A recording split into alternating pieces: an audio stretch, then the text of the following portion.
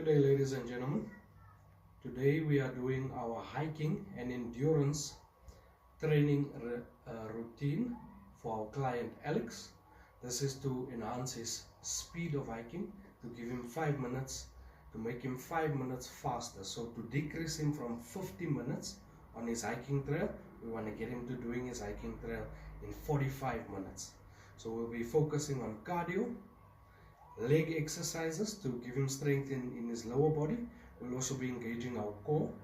What we'll be doing is we'll be doing a normal exercise as we all know it as the standard exercise. Say for instance, if we do a push-up, we will do the normal push-up, then we'll show how to regress the exercise to make it easier, and we'll show how to then progress the exercise to make it a little bit tougher, to strengthen the core and to make the exercise more strenuous and more intense, so that we can then work a muscle group that will engage the core or engage the leg muscles and improve our cardio, and then also improve our endurance and our speed when attempting the hike.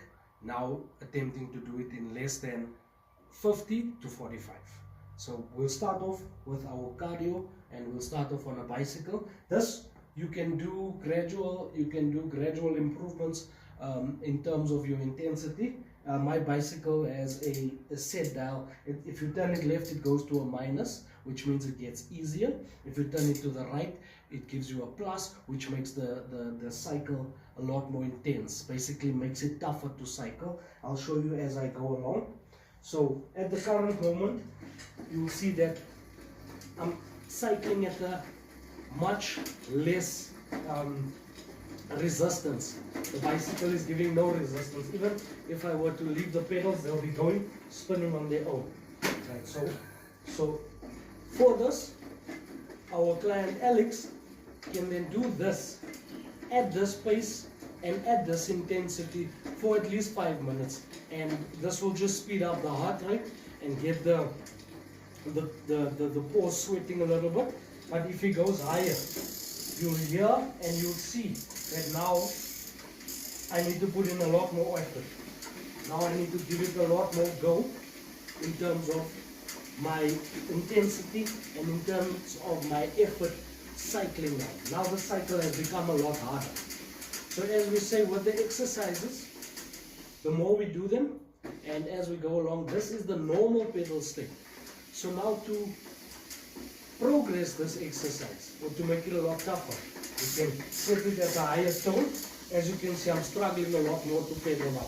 But this for now we can, because we are working on hiking, this now engages our glutes over here, our hamstrings over here, and our quads. This also engages our hip rotations, because on every one, it gets a little bit more difficult to press forward and progress. This also gives us a lot more balance when we take it up a little bit more. So this is the first exercise. More or less, we can call this our warm-up exercise. This is to engage the heart, engage the lungs. As I say again, engage those glute muscles, hamstrings, and our quads. So here we go. This also engages the calves, but more intensely. You'll feel your heart rate going up, and you'll feel your breathing going up, because now you need a lot more oxygen to deliver fresh blood to all the muscle groups, the tissue groups, the nerves, everything that is required for this endurance to speed up his time on his 50 minutes that he does on his trail. Now we want to take him to 45 minutes to his trail. As I said, this was our warm-up. Thank you, ladies and gentlemen. Welcome back. I'm hoping that you had a quick break there, got some water. Remember, it's important to always have water during exercise. This is to keep us hydrated so that we can continuously exercise without getting too tired, and also keep, the blood flowing nicely. And also, the more you sweat when doing your exercises, you're losing water. So make sure that you've got your electrolytes going with a little bit of Energade maybe, or just a little bit of a juice to keep your blood sugar regulated also nicely. But more importantly, you must have water. Alright, after our break, remember now we've done our cycle exercise. That is to warm us up and to get the blood flowing, the muscles engaged, everything. So once we've done that, now we are going to go into a core exercise, which is also going to stimulate a lot of breathing and a lot of cardio action. So our heart, now remember when we speak about cardio, we're always speaking about the heart, because that is our cardiovascular activity that happens. So now we are going to go into a cardio engaging exercise. We're going to do a couple of burpees. This exercise basically is standard as it is. So you do a push-up and you jump, you go into a fall into a push-up, you jump up into a squat position, and then you do a jumping jack, basically a 5-star jumping jack. And this you can do. What I would suggest for our client Alex to engage this exercise more efficiently is to do maybe say a rep of 10, take a break, and then do another 10, take a small break. And when we say a break, we're talking about maybe 20 seconds to about 30 seconds on that break. So 10 burpees, 20-second break, 10 burpees, 20-second break, and another 10, and then we're doing only a cycle of 3 reps basically. So this is our proper burpees done. As you can see, drop down into a push-up, into a squat, and then a 5-star jumping jack. Another one, push-up, squat, jumping jack. If you're going to look at the side profile, this is how we go about it.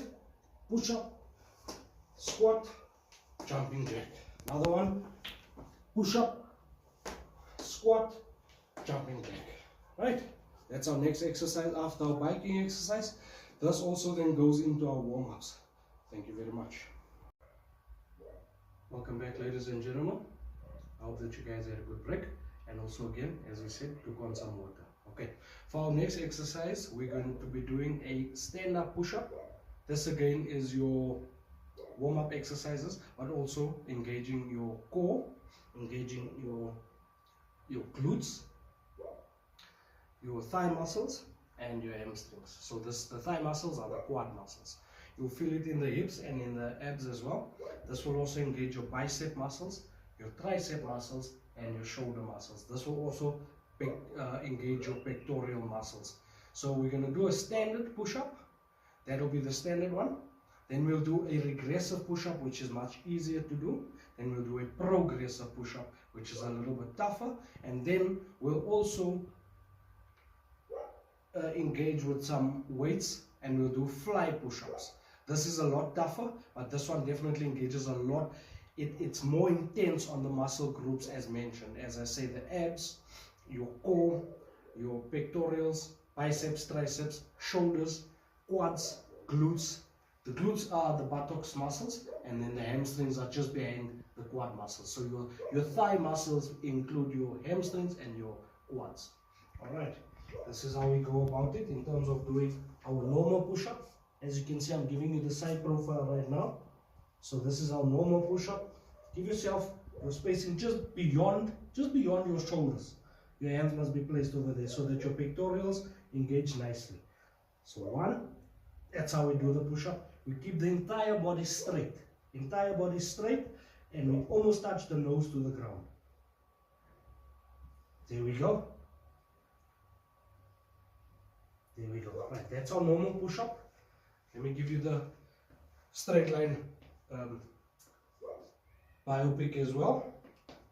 Profile, as you see, hands all the way outside, feet straight, body straight, nose touches all the way up, straight arms when you come up, bend, straight arms when you come up. There we go. That will be our normal push-up. Now we're going to go into a regressive push-up. This one is a lot easier. So you go straight down onto your knees like this. You can engage your legs like that if you need. But also remember that your knees could take a lot of the punch if you lift up your ankles. So you keep it straight like this. And then you just do that. That's your regressive push-up. So you see, that's how we regress a push-up. I'll give you a straight profile as well, but this time I'll face you. As I say, hands beyond the shoulders width, knees apart like this, and straight down. That is how we regress our push-up. So now to progress our push-up, this makes it a little bit tougher. As you see, I've improvised a little bench over here. For improvisation on this push-up, you can use a chair, your normal sitting chair, like an office chair, or a chair with good balance. Make sure that it's sturdy. Make sure that you try and put it up against a wall if you're going to use the chair, so that it doesn't slip away from you as you do your exercise. It doesn't slip away from you. As you see, I put it on the mat. I've got good grip. Remember, in exercise, safety is always key, because if you injure yourself, you set yourself back, because now you need to rehabilitate your injury and recover from your injury. We don't want that. We want the streamlined flow when we're doing exercises, especially when it comes to fitness, because the more you do it, the more you progress. Once you take a break, once you get injured, you then go into a reverse and regressive action, where everything you've gained, you now lose. It's what we call in weightlifting, when a weightlifter doesn't lift weights for a certain amount of time, the muscle that is gained is now lost. So we call it losing gains. Alright, so we're going to progress into our next phase of doing the push-up in a progressive action. So as you see, I've got it right here. So as I said, hands apart. You see, I'm more on an up gradient. So instead of me now being close to the ground, I'm here. You see. So for this exercise, because we are changing it up and we are progressing, regressing, we can do 2 reps of 5 push-ups each.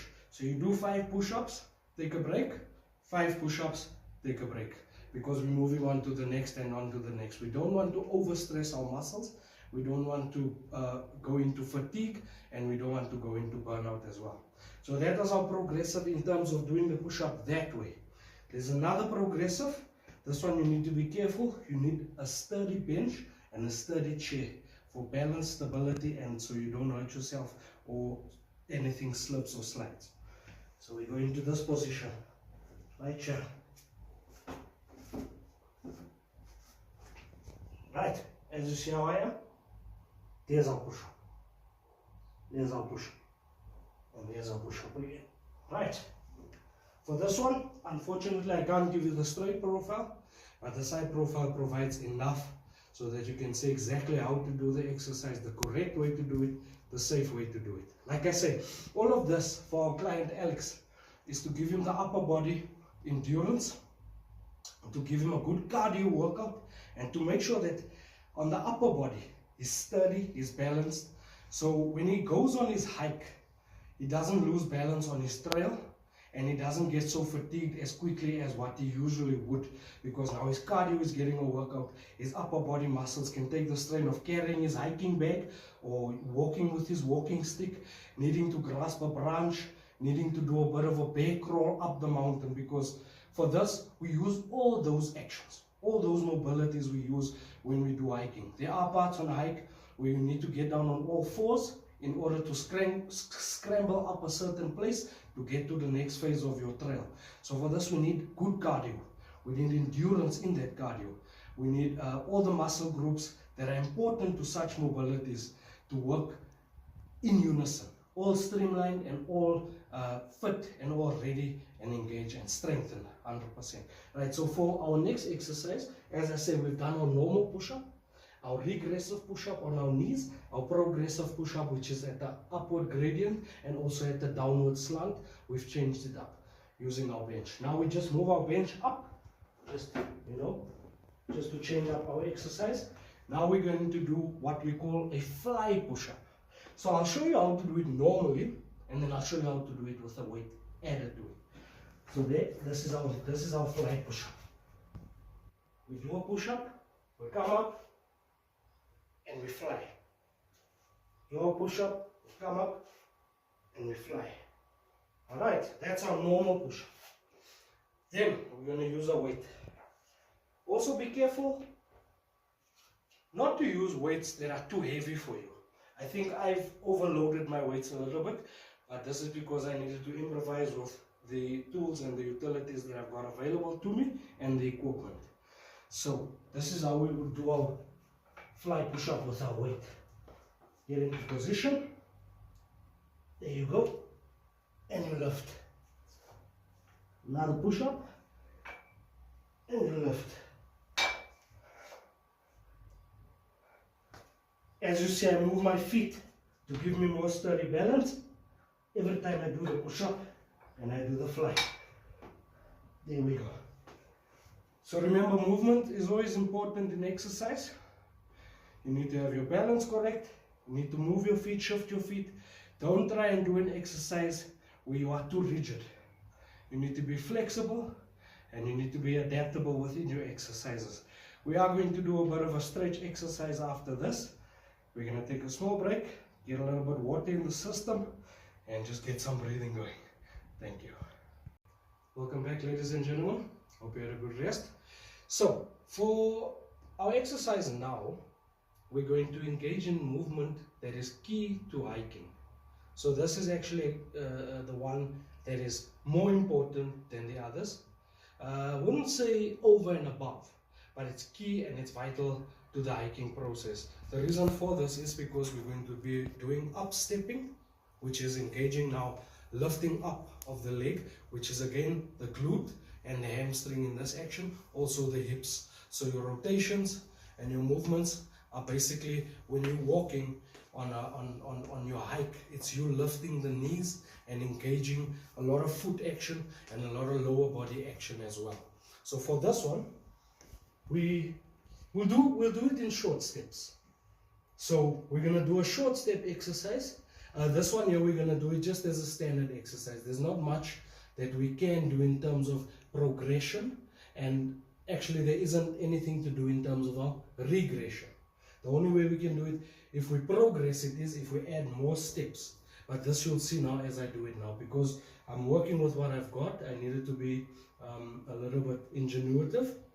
I'm improvising with our crate as our bench or our step. So we'll just do it in 3 reps. So we go, normal walk, step up, step down, and we do a backward walk. The reason why we go backwards also, this is to give us a lot of movement, back and forth movement. The reason for going backwards is to create that balance.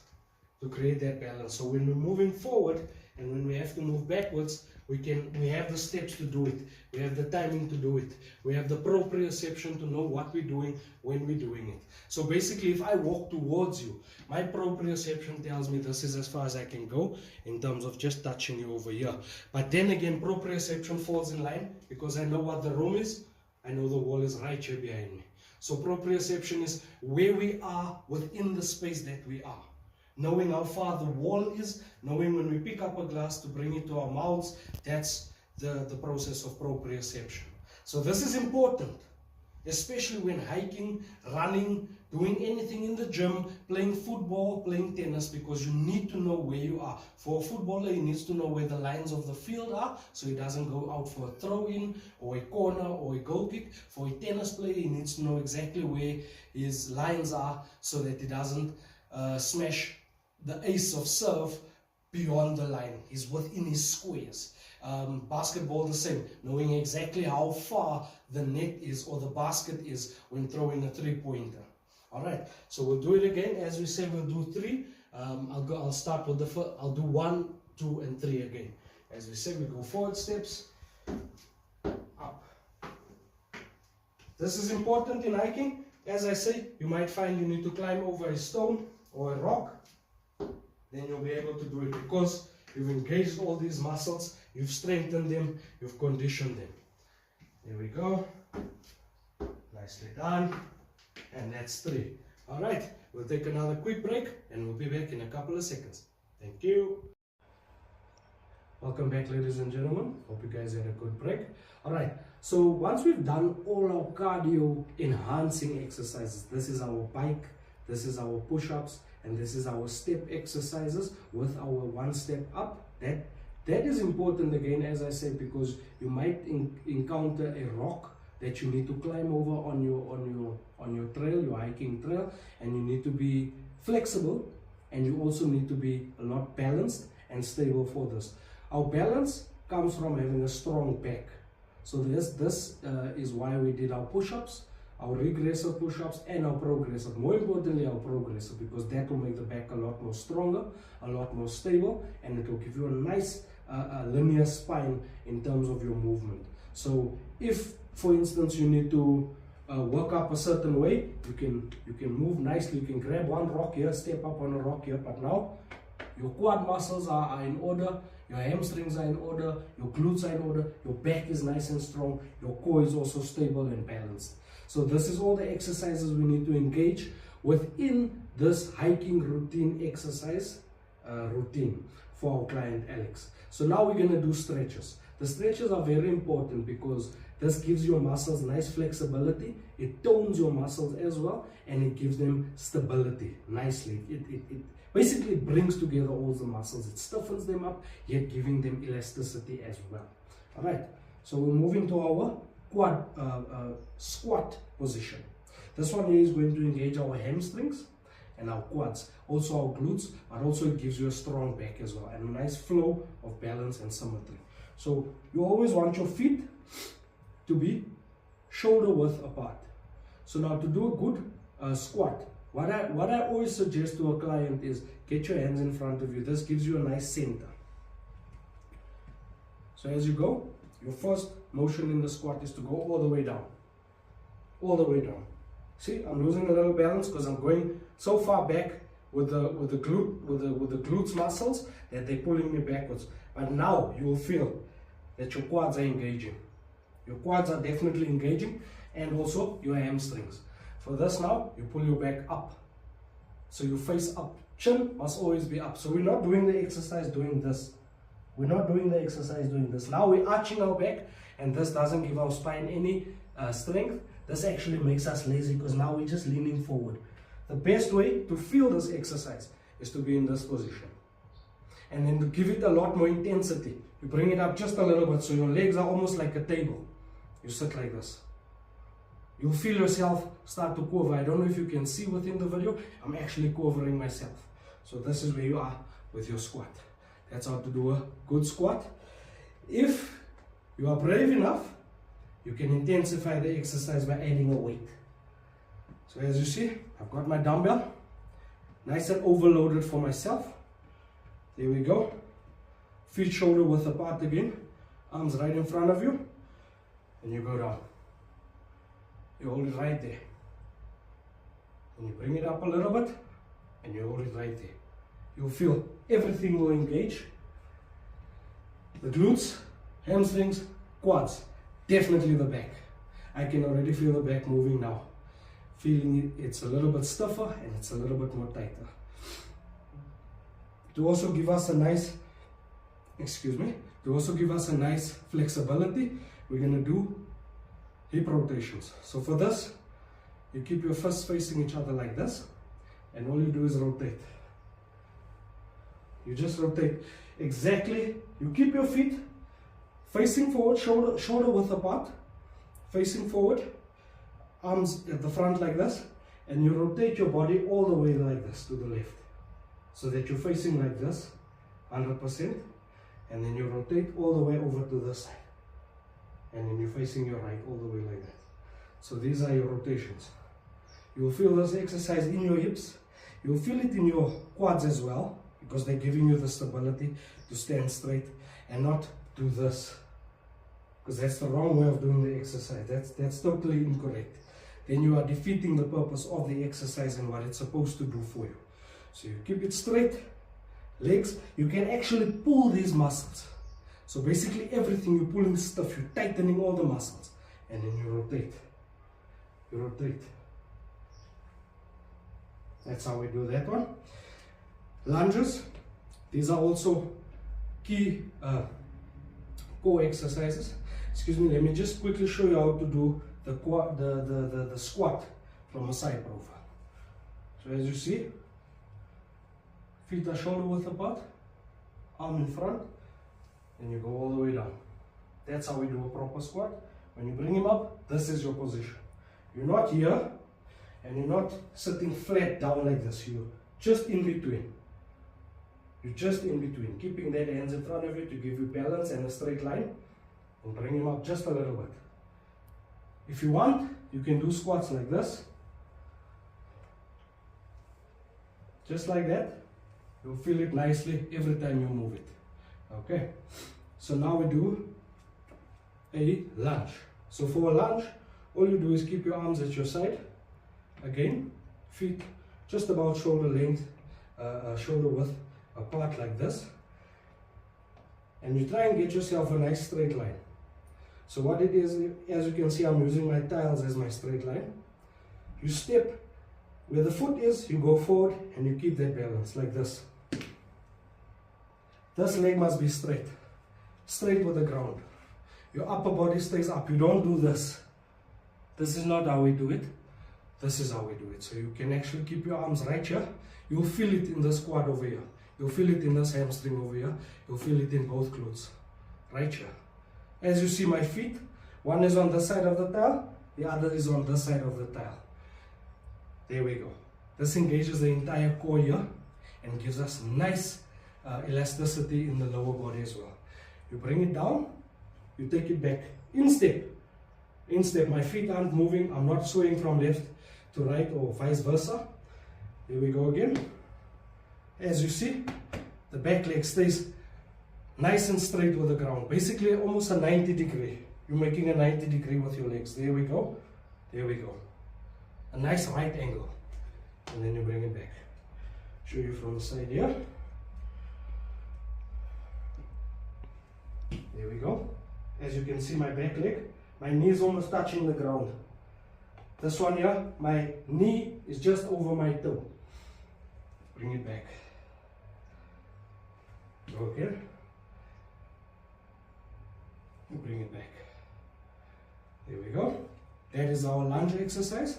Also, because we've done push-ups, we need to do arm stretches as well. So our shoulder muscles are nice and loose, and also our ball joint movements in our shoulders are nice and loose. So I would suggest do this stretch right here. So what happens is you grab your elbow and you pull the elbow in the opposite direction all the way. Your hand flat against your back. If I can give you this angle, flat against your back, then you pull. We keep that for about 10 to 15 seconds, then we rotate just like this. Again, the palm flat against the back, and the holding hand pulls the elbow in the opposite direction. You'll feel it nicely within this group of muscles over here, in the scapula and in the shoulder muscles. Another one that you can do, bring your arm across, straight body, facing in one direction, feet shoulder width apart. Just bring your arm across. This hand pulls the elbow towards the body. You'll feel it nicely in the shoulder over there. It'll loosen up everything nicely for you. These are good stretches, especially when you're doing push-ups, and if you are doing weight exercises as well.